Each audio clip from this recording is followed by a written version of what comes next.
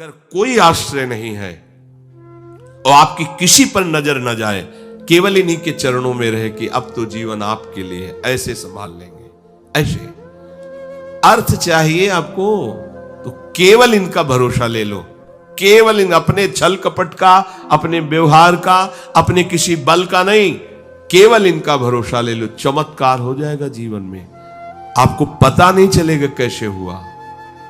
कभी ऐसे नहीं हुआ, कभी किसी से ऐसे नहीं हुआ, इसका कैसे हो रहा है, कैसे हम सबका उदर पोषण हो रहा है, वृंदावन वास हो रहा है, सब चल रहा है, कैसे प्रभु चला रहे हैं? क्या आप सबको नहीं चला रहे हैं? पर आप अपने को कर्ता मान रहे हैं, इसलिए आपको अनुभव में नहीं हो रहा, इसीलिए आपको परेशानियां हो रही, क्योंकि आप कर्ता बन रहे हो। अगर विश्वंभर कर्ता को कर्ता मान लो और उनके आश्रित हो जाओ तो जो चाहोगे मिल जाएगा, अगर ना चाहोगे तो वो मिल जाएंगे। जो चाहोगे मिल जाएगा, बिल्कुल कोई चाह न करो तो वो जो व्यवस्था उनको करनी करेंगे और वो स्वयं मिल जाएंगे।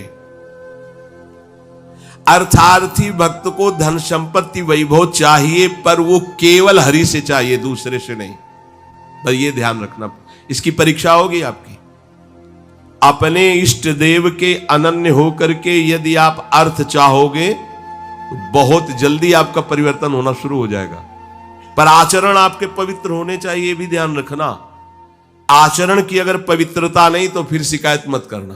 आप अपने आचरण पवित्र करो और नाम जप करो, केवल हरि के आश्रित रहो, फिर देख लेना। अगर आपको लगता हो कि भगवान के भक्त बहुत गरीब और ऐसे, सच्ची पूछो, उनको आकांक्षा नहीं होती। प्रभु जबरदस्ती व्यवस्था करते, उनको आकांक्षा नहीं होती। 4 रोटी मांग ली, ऐसे ही पड़े, पूरा जीवन प्रभु के लिए। उन प्रेमी महापुरुषों की चरण धूलि अगर शरीर का स्पर्श कर ले तो पावन हो जाए। देवता तरसते हैं उनकी सेवा के लिए, सिद्धियां हाथ जोड़े खड़ी रहती हैं, पर वो अकिंचन महात्मा किसी से कुछ नहीं चाहते। कि ऐसा न समझो कि हमारा दास, हमारा भक्त, हमारा आश्रय लेने वाला ऐसा नहीं है। वो हरिदास भगवान के चरणों का दास है। समस्त ऐश्वर्य संपन्न भगवान उसके अधीन हो जाते हैं जो भक्ति करता है। अगर आपको अर्थ चाहिए तो केवल भगवान का आश्रय ले, दूसरे का नहीं। अब ये कोई छोटी मोटी बात नहीं, देख लीजिए अंदर से। अपने बल का आश्रय नहीं, किसी दूसरे व्यक्ति का आश्रय नहीं, किसी दूसरी देवी शक्ति का आश्रय नहीं, केवल श्री हरि का आश्रय। और जब आप पक्के उतर जाओगे, जैसे सुदामा जी, तो जैसी द्वारिकापुरी थी वैसे सुदामापुरी हुई। जैसा वैभव द्वारिकाधीश का वैसे सुदामा जी का वैभव था। पक्का मान लीजिए। लोग समझते नहीं, ऐसा ना समझो कि ये केवल कथाएं हैं। आपका जीवन स्वयं एक कथा बन जाएगा। यदि आप हरि के आश्रित हो गए तो आपका जीवन चरित्र दूसरों के लिए उदाहरण बन जाएगा। पर निष्ठा चाहिए। कई कई दिन भूखे रहे सुदामा जी। उनका मित्र किसी जमींदार के यहां पुरोहित ही करता था। वो जब पालकी से निकलता तो कहां गली गली डोल रहे हो कृष्ण कृष्ण बोलते हुए, आओ हमारे यहां, हमारा जजमान धनी है, आके थोड़ा वेद पाठ कर दिया करो, पूरे परिवार का पोषण कपला रहता है। हम वादा करते हैं उनका, नहीं, हमारे जजमान तो श्री कृष्ण है, हम दूसरे। घर आते पत्नी पूछती कुछ मिला? 5 घर हो आए, कुछ मिला नहीं। चलो तुलसी दस और चरणामृत से दिन काटते। भगवान व्याकुल हुए, भगवान ने ऐश्वर्य दिया।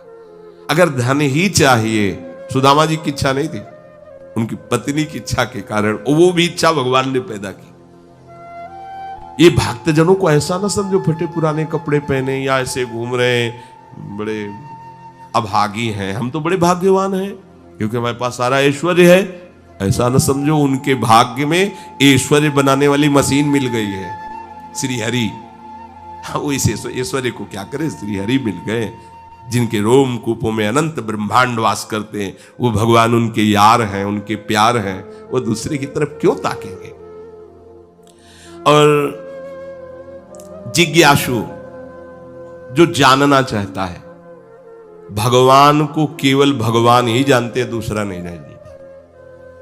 पक्की बात समझ लो, भगवान को केवल भगवान जानते हैं, दूसरा नहीं जानता।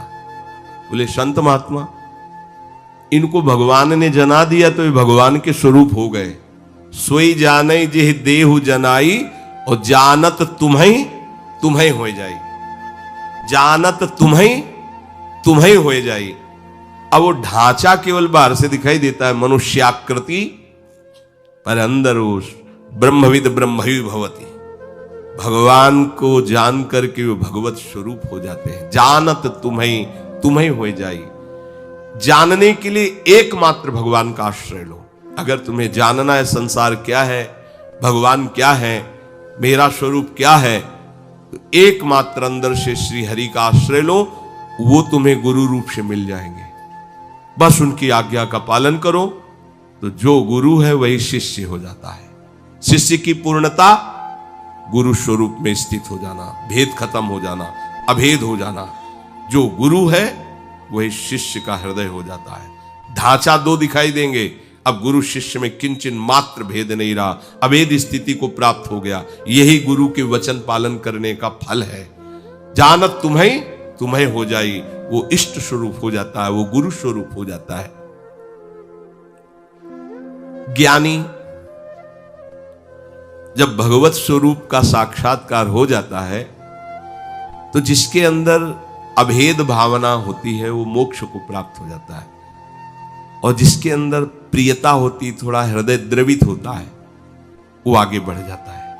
उसके अंदर फिर दास्य शक्य वात्सल्य आदि भावों का प्रेम जागृत होता है। ये मोक्ष से भी स्वादिष्ट है। जो मोक्ष सुखानुभव करने वाले बड़े बड़े महापुरुष हुए, उनके अनुभव निकले जब इस प्रेम का रसास्वादन किया। जैसे भगवान के ही स्वरूप से सुखदेव जी, जब लालजू की रूप माधुरी श्रवणेन्द्री से गई, और वो तो सिद्ध महापुरुष हैं, जैसा शब्द सुन रहे वैसे ही भाव में रूप जागृत हो रहा है। उनको कोई ध्यान थोड़ी लगाना है। बरहा पीडम नटवर बपू, तो वैसे ही सामने नटवर बपू बिक गए एकदम उस रूप को सुन के। इतना सुंदर श्याम, इतना सलोना श्याम, ये तो ब्रह्मानंद को भी फीका कर देने वाला रूप है। उठ खड़े हुए, 18,000 श्लोक कंठस्थ किए, श्रीमद् भागवत के 18,000 श्लोक कंठस्थ। और ये ऐसे महापुरुष हैं जो जन्म सिद्ध हैं। अपने पिता व्यास जी को स्वयं उत्तर नहीं दे रहे, वृक्ष उत्तर दे रहे हैं। सुकोहम सुकोहम, वृक्षों से निकल रहा है। ऐसे तदात्म भाव को प्राप्त महापुरुष, अर्थात ब्रह्मानंद से भी श्रेष्ठ श्री कृष्ण का रूप रसास्वादन। मधुसूदन सरस्वती जी बंशी विभूषित करा नवनी हृदाभात, उसमें कह रहे हैं कृष्णात् परम किमपि तत्व भाम। कृष्ण से कोई बड़ा तत्व है मैं नहीं जानता। तो जो भगवान कह रहे हैं कि ज्ञानी जो भक्त है, यहां दो भाव ज्ञानी की, जिन्होंने सत्य को जान करके भगवत स्वरूप में लीन हो गए, या जो सत्य स्वरूप भगवत स्वरूप को जानकर प्रेम में लीन हो गए। प्रेम में लीन होना, अभेद होते हुए भी भेदभाव को स्वीकार करना। यह भेद मायाकृत नहीं है, यह चिदानंद भाव भेद है, भाव भेद। ये जो ज्ञान में लीन हो चुके हैं उसके आगे की बात है। इसीलिए इस भेद को वो ना जानने के कारण कहते कुछ न कुछ अविद्या बचती है, तभी भेद दिखाई देता है। ऐसा नहीं है। जिस समय स्वरूप का साक्षात्कार होता है और उसके हृदय में भक्ति का अंश होता है, भक्त को भी स्वरूप साक्षात्कार होता है। मम दर्शन फल परम अनुपा, जीव पाओ निज सहज स्वरूपा। जो ब्रह्म साक्षात्कार में स्वरूपानुभूति होती है वही भक्त को भी होती है। उसी समय उसका, वो टिक नहीं पाता वहां, उसी समय उसका आकर्षण होता है उसके आराध्य देव का, और उसकी वृत्ति उसमें लीन ना होकर उस आत्मस्वरूप को अपने आराध्य देव के रूप में देखता है, और इतनी तन्मयता हो जाती कि अपना विस्मरण हो जाता है। बस केवल आराध्य देव रह गए।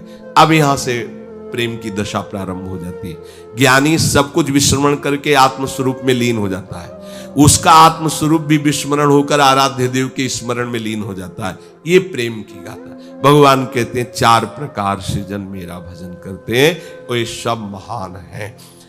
अब इसमें सूक्ष्म बात यह है कि अगर हम केवल भगवान से धन चाहेंगे तो धन मिलने पर भी हम माया में नहीं फंसेंगे। जब हम स्वयं अहंकार प्रेरित होकर के कर्म करते हुए धन कमाते हैं तो उसमें आसक्ति होती है, हम उसमें भोक्ता भाव करते हैं, और जब भगवान की तरफ से मिलता है तो प्रसाद भाव रहता है। ये सब प्रभु का प्रसाद है, और प्रसाद होने के कारण वो प्रसन्नता रहती है, धनाभिमान नहीं रहता। प्रसादे सर्व दुखा नाम हानिरस्योपजायते, अंदर प्रसन्नता रहती है और भगवत कृपा का उसको प्रतिपल अनुभव होता रहता है। इसलिए वो धन के राग में न फंसकर प्रभु की तरफ ही खिंचता चला जाता है। कितने कृपालु प्रभु, कितने कृपालु प्रभु। और धनाभिमानी, देहाभिमानी, मैंने ये किया तो इतना लाभ हुआ, मैं इसको ऐसे भोगूंगा, अब ऐसा करूंगा तो इतना और लाभ होगा, वो खिंचता चला जाता है अहंकार की तरफ, ये खिंचता चला जाता है प्रभु की तरफ। अगर प्रभु से हमें धन मिला, प्रभु से कामना की, तो वो कामना संसार में फंसाएगी नहीं, वो मोक्ष प्रदान करने वाली होगी। ये परम लाभ की बात है कि लोकवत भी हमारा मंगल हुआ और परलोक के लिए हमें कोई अलग से साधना नहीं करनी पड़ी, क्योंकि प्रतिपल हमें कृपा का अनुभव बढ़ता चला जाएगा। प्रभु हमें कितना दुलार कर रहे हैं, कितनी कृपा कर रहे हैं, तो वो ये सब छूट जाएगा, केवल कृपा और प्रभु रह जाएंगे। वो कृपा के सहारे प्रभु के प्रेम में डूब जाएगा। ऐसे कितने भक्तों के चरित्र हैं। जब हम संकट निवृत्ति भगवान से चाहेंगे तब लगेगा अच्छा कोई दूसरा मेरा सहयोगी नहीं हुआ, भगवान ने ऐसी कृपा। तो अपनी अनुभूतियां जो होती है और प्रभु की तरफ हमें प्रेरित करती है। संकट निवृत्ति के बाद वो प्रभु को भूल नहीं जाएगा, वो प्रभु में आसक्त हो जाएगा। ये आंतरिक बात है, सूक्ष्म बात है। आर्त कोई भी भक्त जो हुआ हो और उसकी संकट निवृत्ति भगवान ने की हो और वो भगवान को भूल करके संसार में ही रमण कर रहा हो, ऐसा नहीं हुआ। भूलने की वो चेष्टा भी करेगा तो भगवान उसे भूलने नहीं देंगे, क्योंकि उसने आर्त भाव से ही सही पर प्रभु का आश्रय लिया है। और प्रभु का आश्रित कभी माया में फंस नहीं सकता है, पक्का है, चाहे किसी भी भावना से आश्रय लिया हो। और जो भगवान से जानना चाहता है भगवान को, उसको कभी ज्ञानाभिमान नहीं होता। अगर हम पढ़ लिख करके जानना चाहेंगे तो जान भी नहीं पाएंगे, पर हमें ज्ञानाभिमान हो जाएगा। अगर प्रभु से जानेंगे, गुरु कृपा से जानेंगे तो कभी ज्ञानाभिमान नहीं होगा।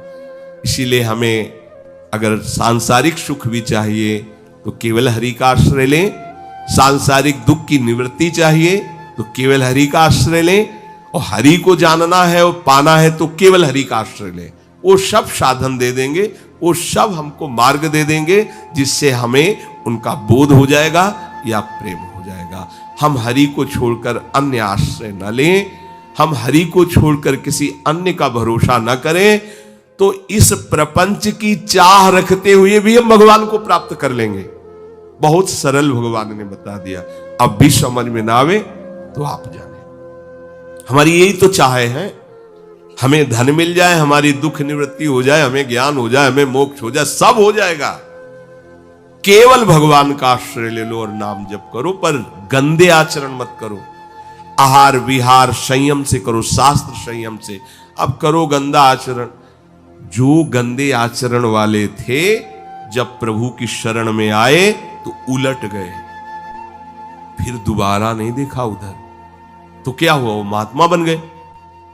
अब अपने भगवान की शरण में आए, अगर गंदे आचरण करते रहेंगे तो अनुभव नहीं होगा, और ये होगा कि पता नहीं भगवान आपके ऊपर प्रसन्न होंगे इसलिए ऐसा हो गया, हमारा तो नहीं हुआ। आप आचरणों को, भगवान का बल आपको सहयोग देगा, आपको बचाएगा। पर आप इच्छा करके यदि कामनाओं की प्रवाह में बहकर गंदे आचरण करेंगे तो छूट भी दी है भगवान ने, आप करो और उसका फल भोगो। अवश्य में भोक्तव्यम कृतम कर्म शुभाशुभम। आश्रित को ये ध्यान रखना चाहिए, अपने आराध्य देव के विरुद्ध आचरण नहीं करना चाहिए। अगर कहीं होने की संभावना हो तो आराध्य देव से प्रार्थना करनी चाहिए, बचा लो प्रभु। हर्षित हो कि कैसे कोई पापाचरण कर सकता है भगवान का दास कहलाकर, भगवान का शरणागत कहलाकर। सबके अंदर वासनाएं होती है, इन्हीं का नाश करने के लिए तो हम भगवत मार्ग के पथिक बने। और नाम में इतनी सामर्थ्य पूछो मत। ये तो जैसे जैसे तो ऐसा लगता है अभी तो कुछ परिचय ही नहीं मिला नाम का। इतना अमोघ, इतना अगाध, इतना अथाह वैभव नाम में है सच्ची मानिए, सच्ची मानिए। आप बस लगे रहो राधा राधा राधा, फिर देख लेना आप, खुद देख लेना आप। बस ये चीजें बंद कर दो जो असाधन है। ये होने के हमने विचार भी किया, जब लोग प्रश्न करते हैं कि नाम तो हम भी जप रहे, पर तो विचार किया आप असाधन करते हो। भगवत विमुख आचरण करो, कैसे प्रभु को आप प्रसन्न कर पाएंगे? अभी तक करते रहे, कोई बात नहीं, वो भूत है, निकल गया भूत। वर्तमान को संभालो, वर्तमान में कोई गलत आचरण न हो तो आपका परम मंगल श्री हरि कर देंगे। ये जो त्रिगुणात्मिका माया के द्वारा जिनकी बुद्धि ढक गई है, ये लोग आसुर भाव के हो जाते हैं, राक्षसी स्वभाव के। ये मेरा श्रेय नहीं लेते, ये महान नीच कर्मों में ही सुख की खोज करते रहते हैं। पाप कर्मों में स्वाभाविक इनकी रुचि होती है। ऐसे मूढ़ मनुष्य मेरी शरण में नहीं होते। भगवान कह रहे हैं, मेरी शरणगत, मेरे चरणारविंद का आश्रयगत जो भाव तुम्हारे अंदर आएगा तो तुम समस्त माया के प्रभाव से तर जाओगे। पर क्यों नहीं आते सब लोग? जब इतना आनंद का मार्ग है, इसीलिए नहीं आते कि उनकी बुद्धि अपहृत हो गई है, माया ने आसक्त कर लिया है। वो गंदे आचरण, गंदा भोजन, गंदे विचार, दूसरे जीवों की हिंसा, दुख आदि देना, ऐसे स्वभाव वाले जो पाप कर्म रत हैं, नीच आचरण वाले हैं, उनके हृदय में ये विचार ही नहीं आता कि हम श्री हरि की शरण होकर महामंगल महासुख को प्राप्त हों। उनको ये सार असार का ज्ञान नहीं होता, नित्य अनित्य का ज्ञान नहीं होता। क्या ग्राह्य है, क्या त्याज्य है, क्या विधि है, क्या निषेध है, क्या करना चाहिए, क्या नहीं करना चाहिए, बिल्कुल ज्ञान नहीं है। वो अपहृत ज्ञान वाले हैं, उनकी बुद्धि को माया ने आसक्त कर लिया है। तो क्या इनका कभी उद्धार नहीं होगा? जो भगवान से विमुख है, पाप कर्म में रत हैं, क्या इनके उद्धार के लिए कोई चांस नहीं है? यहां भगवान का ये कहने का मतलब नहीं है। कहने का भाव ये कि ये लोग आते ही नहीं है हमारी शरण में। हम तो इनका भी स्वागत करेंगे, क्योंकि मेरे ही तो बच्चे हैं ना, गलत मार्ग में चले गए हैं तो मेरे ना, पर ये स्वीकार कर ले कि मैं प्रभु का हूं। ये कई परिस्थितियों में कभी कभी ऐसे दुराचारी पापाचारी जनों का भगवान के चरणों में समर्पण हो जाता है। कभी ऐसी परिस्थिति आती है कि कोई उसका साथ नहीं देता, हर जगह उसको ठोकर मिलती है, हर जगह अशांति। जिसके लिए उसने जीवन समर्पित करके ऐसे पापाचरण किए, उन्हीं के द्वारा उसको दुत्कार, तिरस्कार, धोखा मिलता है, तो उसका हृदय पुकार उठता है कि अगर कोई ईश्वर है तो मुझे स्वीकार करे। या किसी भगवत प्रेमी महात्मा का उसने अनादर कर दिया, क्योंकि हिंसा स्वभाव वाला है, पाप कर्म में रुचि रखने वाला, श्रद्धा तो रखेगा नहीं संतों के प्रति। कोई ऐसा जो भगवत प्रेमी महात्मा है, उसका अनादर कर दिया, उसका अपमान कर दिया, और उनकी दृष्टि उस पर पड़ी और उनको दया आ गई उसकी दशा पर, और उन्होंने भगवान से प्रार्थना कर दिया, तो भगवान उसको क्षमा करके संभाल लेंगे, क्षमा कर देंगे। देखो, मुनिनकर क्रोधो मुक्ति दातार। यदि किसी महात्मा का कोई दुष्ट अपमान करता है, अगर वो महात्मा प्रार्थना न करें तो भगवान उसका बहुत बुरी तरह नाश कर देते हैं। जो अपराध भक्त कर करई, राम रोष पावक सोजरई। पर यदि कहीं उनकी उस पर दृष्टि पड़ गई, जैसे श्री भगवत स्वरूप नित्यानंद जी, जगाई मधाई को देखा कि शराब के नशे में उन्मत्त गंदे भाव से युक्त है। ठाकुर हरिदास जी से कहा कि महाप्रभु ने आदेश किया है कि नाम जगत मंगल करने वाला है, इनको नाम को उपदेश किया जाए। देख रहे हो वैसे ही गाली बक रहे हैं, मदिरा में उन्मत्त है, इनको नाम नहीं, यही विशेष अधिकारी है, इनको तो नाम सुनाना चाहिए।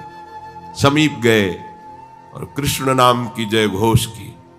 वैसे ही नशे में थे वो, देखा पास में एक मिट्टी का पका हुआ घड़ा रखा था, उसी घड़े से प्रहार किया नित्यानंद महाप्रभु के। ये देखो भगवान की कृपा कैसे उदय होती है। नरक में भी इनको ठौर नहीं मिलता इनके ऐसे आचरण। और ये जो अपराध बना था, अवतारी महापुरुष हैं, भगवान के स्वरूप है श्री नित्यानंद जी। उनकी खोपड़ी से रक्त प्रहार होने लगा, मस्तक पर ऐसे मारा। महाप्रभु के पास सूचना पहुंची कि नाम उपदेश करने पर प्रहार किया गया उनके ऊपर। महाप्रभु करुणा मूर्ति प्रेमावतार श्री चैतन्य देव जी, हृदय प्रेम से डूबा, जिनका कहीं भी किंचन मात्र भी रोष आवेश